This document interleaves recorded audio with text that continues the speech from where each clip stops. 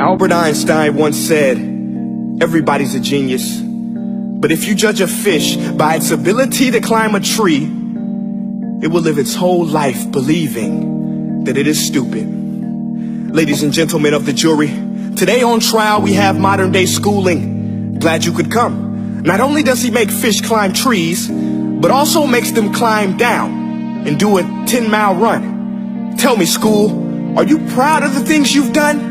Turning millions of people into robots, do you find that fun? Do you realize how many kids relate to that fish?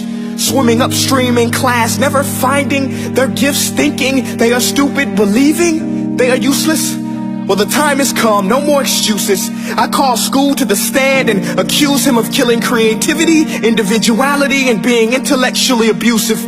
He's an ancient institution that has outlived his usage. So, Your Honor, this concludes my opening statement, and if I may present the evidence of my case, I will prove it. Proceed. Exhibit A. Here's a modern day phone. Recognize it? Here's a phone from 150 years ago.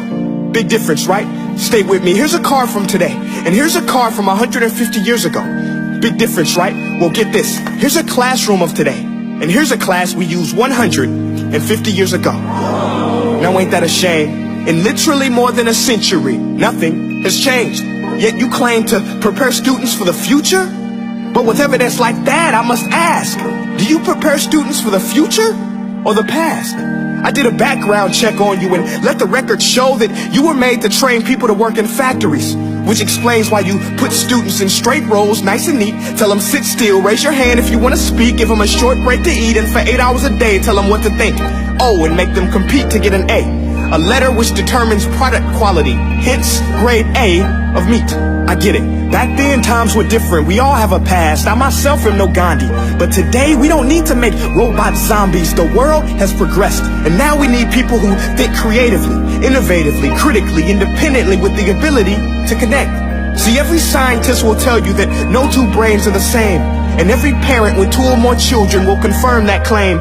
So please explain why you treat students like cookie cutter frames or snapback hats, giving them this one-size-fits-all crap. Watch your language. Sorry, Your Honor, but if a doctor prescribed the exact same medicine to all of his patients, the results will be tragic. So many people would get sick, yet when it comes to school, this is exactly what happens. This educational malpractice, where one teacher stands in front of 20 kids, each one having different strengths, different needs, different gifts, different dreams, and you teach the same thing the same way?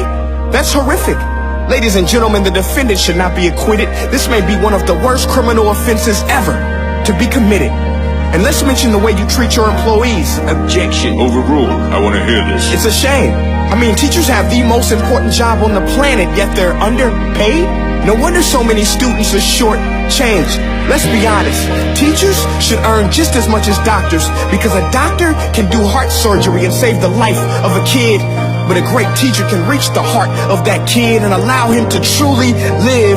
See, teachers are heroes that often get blamed, but they're not the problem. They work in a system without many options or rights. Curriculums are created by policymakers, most of which have never taught a day in their life. Just obsessed with standardized tests. They think bubbling in a multiple choice question will determine success. That's outlandish. In fact, these tests are too cruel to be used and should be abandoned, but don't take my word for it. Take Frederick J. Kelly, the man who invented standardized testing, who said, and I quote, "These tests are too cruel to be used and should be abandoned." Ladies and gentlemen of the jury, if we continue down this road, the results will be lethal. I don't have much faith in school, but I do have faith in people. And if we can customize healthcare, cars, and Facebook pages, then it is our duty to do the same for education, to upgrade and change and do away with school spirit, because that's useless. Unless we're working to bring the spirit out of each and every student, that should be our task. No more Common Core. Instead, let's reach the core of every heart in every class. Sure, math is important, but no more than art or dance. Let's give every gift an equal chance. I know this sounds like a dream, but countries like Finland are doing impressive things. They have shorter school days.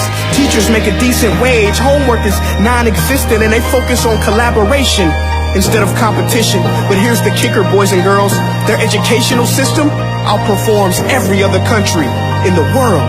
Other places like Singapore are succeeding rapidly. Schools like Montessori, programs like Khan Academy. There is no single solution, but let's get moving. Because while students may be 20% of our population, they are 100% of our future. So let's attend to their dreams, and there's no telling what we can achieve. This is a world in which I believe, a world where fish are no longer forced to climb trees. I'll rest my case.